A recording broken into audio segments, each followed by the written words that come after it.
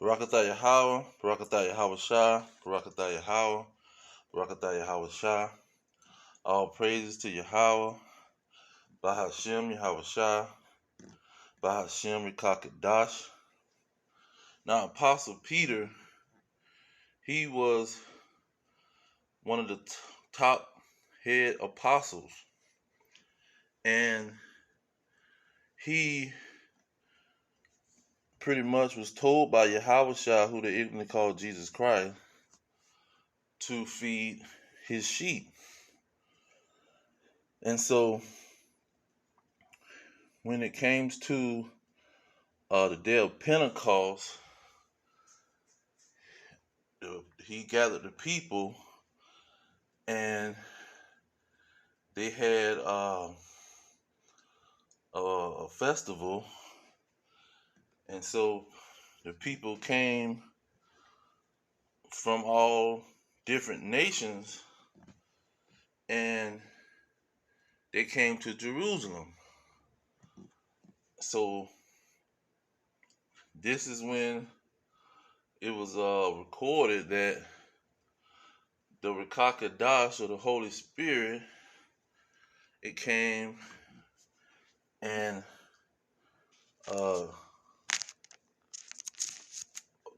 came onto the people, and it was recorded how that situation happened. Now, this was when Peter supposedly was baptizing individuals. And so, I think it was Acts chapter 2.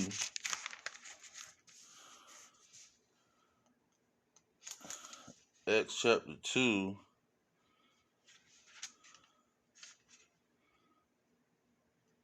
When they said,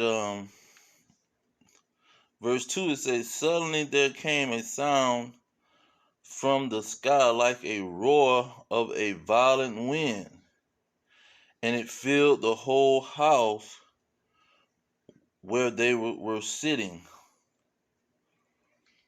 So the Spirit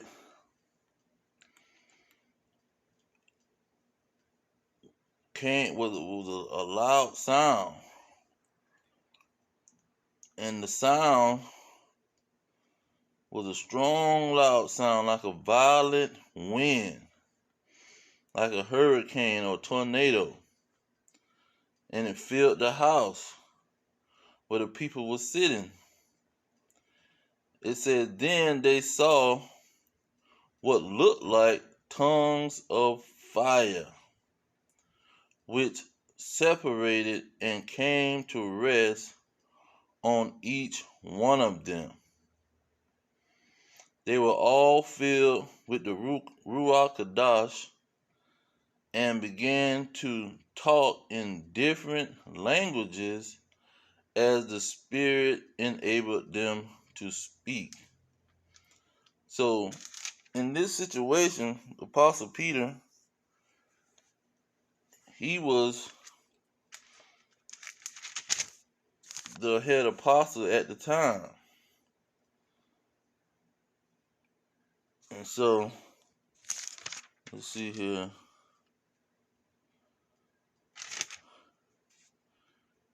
He started speaking. Let's see where he started speaking.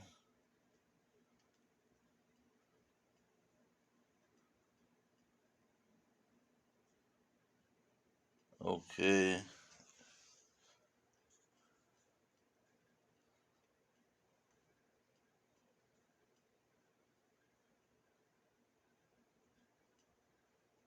Stood up. 14. Let's go into, let's get these scripts. Okay, it say, but Peter, standing up with the 11, lifted up his voice and said unto them, ye men of Judea. You see who he's talking to. You men of Judea, and all ye that dwell at Jerusalem, be this known unto you, and hearken to my words. So let's see who the men of Judea was and all those that was dwelling at Jerusalem. Now, here in verse 9 and 10 and 11, it gives you the nations that these individuals was coming from. Then in verse 5 it say, and there were dwelling at Jerusalem Jews. He made it plain. Devout men out of every nation under heaven. So these individuals was Jews. The Apostle Peter stood up and he told them to hearken to his words. And he brought out Hosea verse 17. He said, in the last days that the children of Israel would prophesy. Because that's what Joel prophecy was about. In the last days the children of Israel would prophesy, meaning they would understand the prophecies. They would understand and see the vision, because see, a prophet was a seer. So they would see the visions. See, your young men shall see visions. They would see the vision that was given. Now let's get this.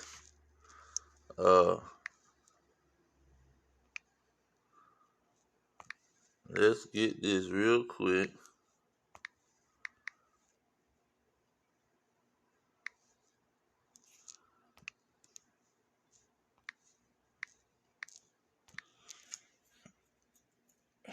Okay. You see, it says Proverbs 29 and 18. Where there is no vision, the people perish. But he that keepeth the law, happy is he. So this vision, see, the people had to have a vision.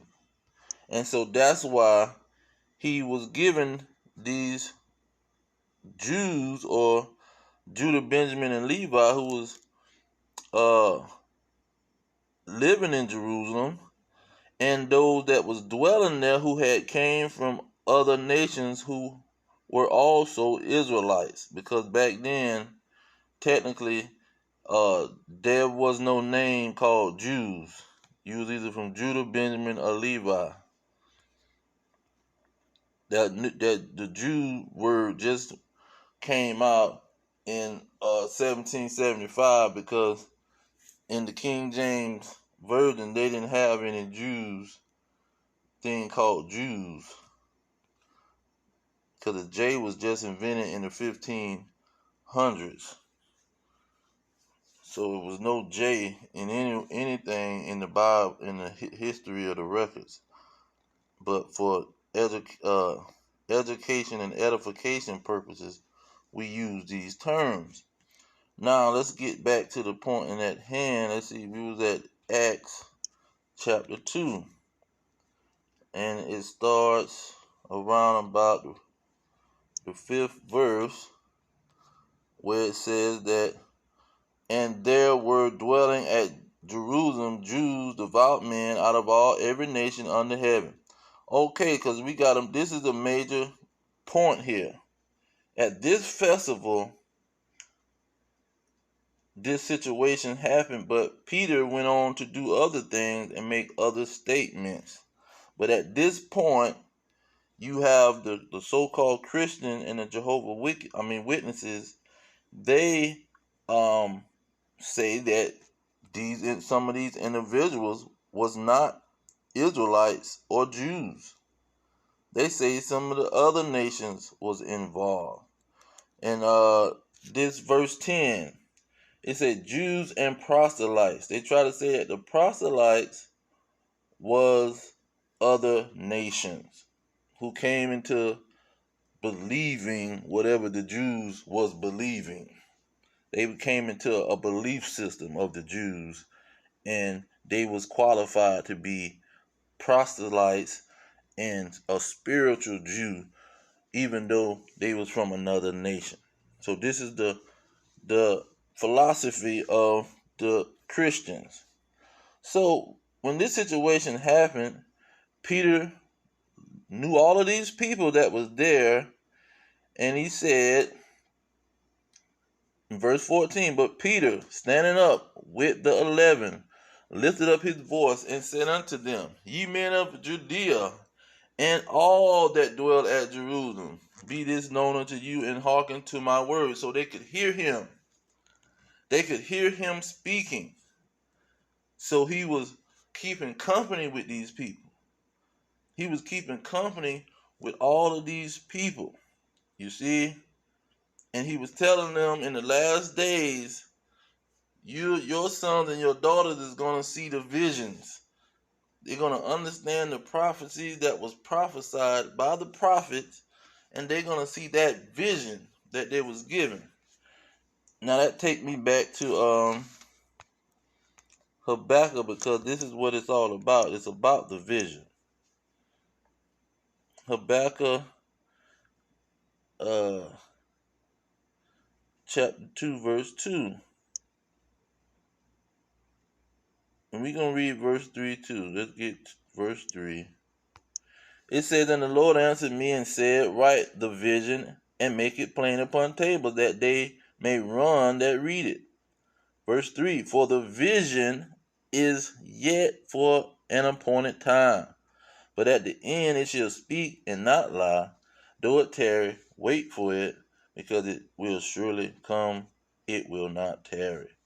So you see, this prophecy is about vision. It's about seeing. And let's go ahead and get that, because I'll keep saying it.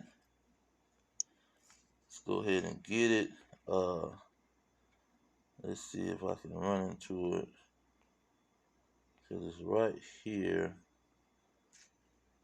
Here we go. It says, Before time in Israel, when a man went to inquire of God, thus he spake, Come, and let us go to the seer. For he that is now called a prophet was before time called a seer. So we see what's the vision, but we're going to see what's causing division. See, separating the people from the vision, making them blind. See, that's what the vision does. It blinds people from the real vision. And so Peter, he stood up and he told these individuals these things. So let's go to chapter 10, where all the Christians like to go. Because this chapter 10, because when Luke wrote Acts, he wrote it in order. He was telling a story, and he wrote these things in a timeline and in order. One thing came after the other. He didn't jump around like Revelation and jump around like some of these other books.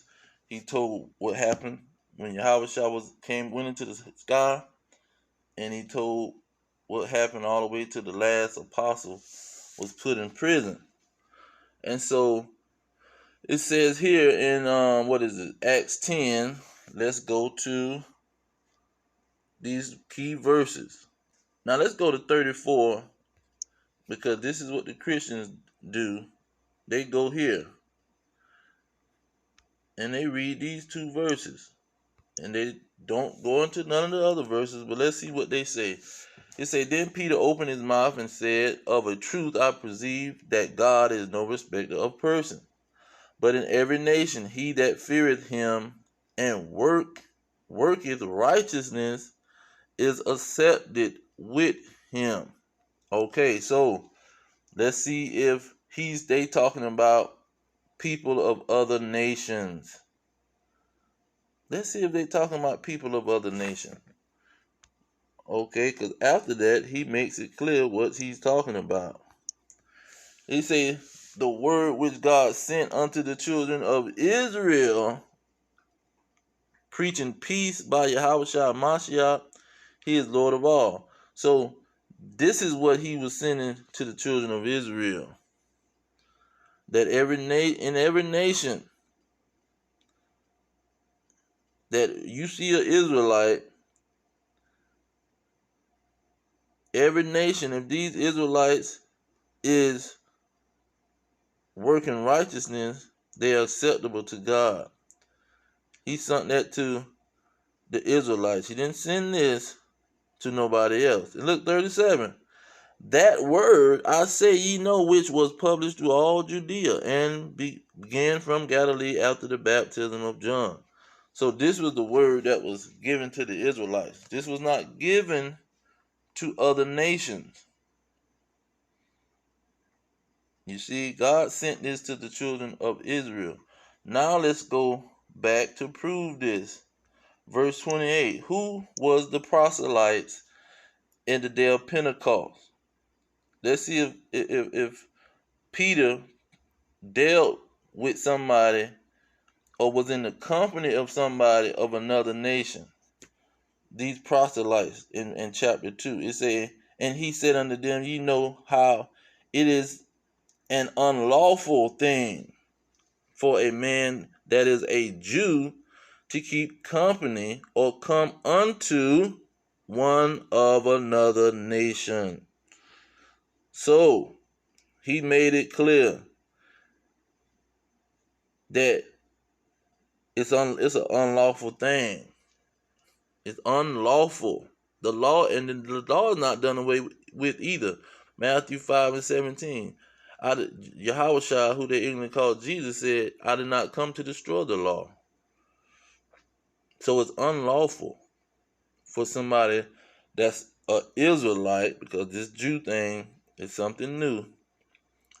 An Israelite, children of Israel, it's unlawful for them to keep company and deal with one of another nation. This is what the head of the congregation is talking about. But God has showed me that I shall not call any man unclean or any man common or unclean. So he's saying that you got to test the spirit pretty much, because you don't know if these people is an Israelite. Because if you find out that they're an Israelite, that's why he made the statement. He said that if they work righteousness, they are acceptable to him. You see? But this proves mainly chapter 2, verse 14. Well, not 14, but chapter 2, 10. Chapter 2 and 10, that those proselytes was not of another nation. Because he said, ye know that it is an unlawful thing. So he didn't deal with nobody of no other nation and baptized them with those 3,000 people in chapter 2. None of them 3,000 was of another nation, because it's an unlawful thing. So then when you get down to 34 and 35, what the Christians read, but they never jump down to 36 and get the conclusion of the situation. That this proclamation that came out of Peter's mouth, it was said that every nation was those working righteousness, keeping the law that was only given to the Israelites, they are acceptable to the Most High. Because this is where these other people, the Israelites, was coming. This is where these Jews was coming, so-called Jews, Israelites was coming. You see, they was coming from other nations. But he understood then that they was all Israelites, because they was coming from other nations. They knew they was Jews, but they were living in other nations. Now, here, Cornelius, he was living in Israel, because let's get that first verse, it says Caesarea. Certain man in Caesarea called Cornelius. So Caesarea was in Israel. It was in the land of the 12 tribes. The land owned and possessed by the 12 tribes. He was living where his people was. And nobody else was living around these Israelites but the Romans. Because the Romans had them in captivity. That's why he was a centurion of the band called Italian band. And we know how the Romans and the Greeks do, because we under them in America. They like to bring other nations that they put into captivity in their militaries and let them participate, and in their police departments, and let them participate to get a hold of the people and know the people and have the inside scoop on the people, like they would the Indian. They would always get an Indian agent to help them with the Indians. He would go talk to the Indian. He'll be a translator and things like that. So this what they would always do. So Cornelius was an Israelite, and he was living in with his people, but he was also working for the Romans, the so-called Italian band. You see, because the Italian is Rome. Italy is Rome. Romans are from Italians. Same thing. And so you got Peter doing this. Now let's get some more on Peter before I close out. Peter chapter 2, verse 9. He said, but ye are a chosen generation. That's a bloodline. A royal priesthood. A holy nation. See? One nation. A peculiar people. See, he's talking about a nation. He's not talking about all kind of peoples, and he's not talking about faith and believe in anything. He's talking about who these people were chose to be. Then verse 10, he quotes Hosea chapter 1, verse 10, which in time past were not a people, but are now the people of God. You see, and let's get Hosea, because he quoted Hosea. Why did he quote Hosea chapter 1, verse 10? The prophecy. It says, yet the number of the children of Israel shall be as the sand of the sea, which cannot be measured nor numbered. And it shall come to pass that in the place where it is said unto them, you are not my people, there it shall be said unto them, you are the sons of the living God. So this is why those proselytes who was living outside of Jerusalem, they was being told, or they didn't know who they were. They was not a people. They was a people that didn't have no identity. You see? But the Spirit, he said, in the last days, the Spirit is going to show the vision. And the vision was the children of Israel would lose their identity. That's Jeremiah 17:4. They would lose their identity and be not a people. They would lose their identity and be in other lands. Let's get that. Let's go back to Peter. And mind you, we're going to look at this one, but I got a Jewish Bible. And the Jewish Bible sounds so wonderful how they gave the understanding. Here it says, Peter, an apostle of Yahushua Mashiach, to the strangers scattered throughout. Now it just says to the strangers scattered throughout. So you read that, you really don't have a good understanding of what it's talking about. The strangers scattered about. What are you talking about? All right, this is the Jewish Bible. 1 Peter, the first verse. It says, God's chosen people living as aliens in the diaspora. And the diaspora is in places outside of Jerusalem. This is who Peter was writing his letter to. He was sending his whole writings to these people. And mind you, Peter was one of the last writers in the book, in the whole canon, in the whole Bible, the collection of the records. He wrote his right around the time John wrote uh, his writings. Because John was the second man in charge. Peter was the first head man, the first man in charge. John was the second man, who was in the bosom who was always in the bosom of Yahushua. So you see how this situation goes. They run to Paul. See, they robbed Peter to pay Paul because they robbing Peter of his position. Peter is the leader of the congregation, and they rob him to pay Paul some attention so they can push their Christianity philosophy doctrines. You see, it can push their division. See, keeping you from division, from seeing the vision that you're supposed to see. Because when there's no vision, the people perish, and mainly the children of Israel, because this is what they use.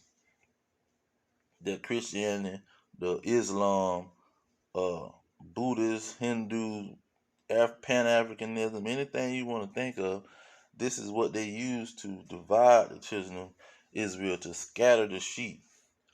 And so when you're talking about scattering, the children of Israel was scattered. See, Peter here, he said, strangers, but they was the diaspora of Israelites scattered throughout these other nations. And so this is the lost sheep that Yahushua was talking about in Matthew 15 and 24. So he only came for the lost sheep of the house of Israel. And Peter backs this notion up by sending his letter to them only. And he was the last writer. He wrote after Acts. He wrote his book after 1 Corinthians, 2 Corinthians, Ephesians, Colossians, Romans, any book that Paul wrote, he wrote after all of Paul's writings. Oh, I'm glad I said that. Let's get what he said about Paul. What did he say about Paul? 2 Timothy, the 3rd chapter. Let's see here. 16. This is what he said about Paul, because they robbed Peter to pay Paul. And he's going to address it. He said, as also in all his epistles. How did he know that? Why is he talking about Paul's epistles? Because he wrote his book way after Paul. It says, speaking in them of these things in which are some things hard to be understood, which they that are unlearned and unstable wrestle, as they do understand, they do also the other scriptures unto their own destruction. See, he understood all of Paul's writings. He heard everything that Paul had said. You see, he sat back and read everything Paul said. And he said, see, the unlearned that don't know we came for the children of Israel, they're going to look at those things and they're going to misunderstand some things. You see, they're going to think that Paul is talking about people of other nations. They're not going to get a clear understanding of what's going on. But even Paul, in Acts, Paul was commanded to prove that he was keeping the law, and he did so. Because this is one of the reasons, because Acts was even written after a lot of Paul's writings. See, Paul's writings went out way before Acts and Peter wrote his. Luke and Peter wrote their writings. But look at verse 21. It says, and they are informed of you, that you teaches all the Jews. See, he teach the Israelites which are among the Gentiles to forsake Moses. So he wasn't teaching other nations. He was teaching the Israelites that was among the Gentiles. Just like Peter sent his writings to the chosen people living as aliens in the diaspora. This is what Paul was doing. He was teaching the Israelites that was among the other nation. You see? And so they was telling him, we have heard, the Peter and all the other apostles, we have heard that you teaching uh the Israelites that don't live in Jerusalem that they don't got to keep the law. You see? And look at what Paul says, or look at what the conclusion of that conversation was, uh, or a good part of the conversation I want to bring out. Verse 24, he say, take them, he told them, talking about these 4 men, take these 4 men, purify thyself with them, and be at charge with them, that they may shave their heads, and all may know that those things whereof they were informed concerning you are nothing. So whatever they was hearing about you, Paul, it's nothing, man. Don't believe, don't prove them right and say you not keeping the law. Prove them wrong and say you is keeping the law. They gonna say it. But that you yourself also walk orderly and keepeth the law. You see, this is what is being taught in Christianity. The Israelites is done away with. You don't have to keep the law. He was looking out for. Paul was going after the nations. He was going after other peoples, which is he wasn't.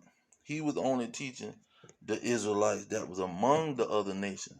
You see, the other nations had to be mentioned because that's where the Israelites was at. They had to talk about the Gentiles because that's where the Israelites was at. He living amongst the Gentiles, so they say he teaching the Gentiles because that's where they was at. They wasn't teaching none other nation. You see, and so this is the lie, because the other nations always was jealous of the Israelites because God chose them. So they was gonna teach. They was gonna get around to teaching that God got rid of his people and his laws. But this is not what happened, because let's get it out of his own mouth. Malachi 3:6. Let's see what happened. He said, for I am the Lord, or Yahweh. I change not. Therefore the sons of Jacob are not consumed. He did not get rid of the Israelites and his laws, because the Israelites was commanded to keep them laws. So if you get rid of the Israelites, now you can get rid of the law. But he didn't get rid of the Israelites, and he didn't get rid of the laws, because Yahweh shall say, I did not come to destroy the law or the prophets. He didn't come to destroy the Israelites and do away with them. That's not why he came, but he know prophecy and he know what was going to happen. So this is why he making it known, making it loud and clear. This is not what I'm coming to do. Even though the Christians finna say this, these false prophets finna come and say that I did away with the law and the Israelites. They gonna come and say that. But that's why I'm making this statement. So it's up to you to follow my statements and my word. Those who don't follow my word and despise my word, they would be destroyed, like Proverbs 13:13 say. And so this is the other the understanding that Peter was given to the Israelites and to the elect, the Israel of God, because all Israel is not gonna be the Israel of God. All of them are not gonna hearken, because the Lord blinded some of them. And so the elect would not be consumed, and they would see the visions. They would see the vision, and they would repent and return to their right minds and to their identity and to their laws. And Peter is a good example for the congregation of the elect. But I'm gonna leave it there. All praises to Yahweh Ba'Shem Yahweh Shai Ba'Shem Rikakadash. Double honors to the elders pushing the truth. Peace to the elect worldwide, the blacks, Hispanics, and Native Americans, descendants of slaves scattered around the globe. Our kingdom is at hand. Shalom.